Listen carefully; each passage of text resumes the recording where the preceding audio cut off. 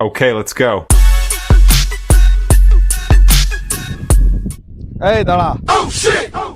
তোর স্কুল থেকে মাস্টারের ফোন দিয়ে হলো, তুই বল ঠিক মতো পড়াশোনা করিসনি।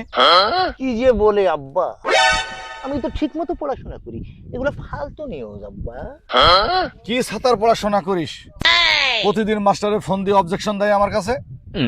আব্বা, তোমাকে যে মাস্টার অবজেকশন দেয় সে মাস্টার মনে হয় পড়াশোনায় কাঁচা আছে আব্বা।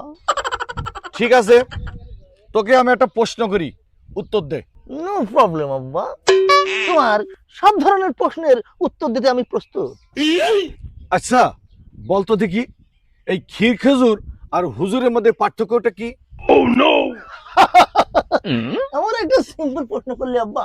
ঠিক আছে, ক্ষীর খেজুরের একটা বিসি আর হুজুরের দুইটা বিসি। আহ আহ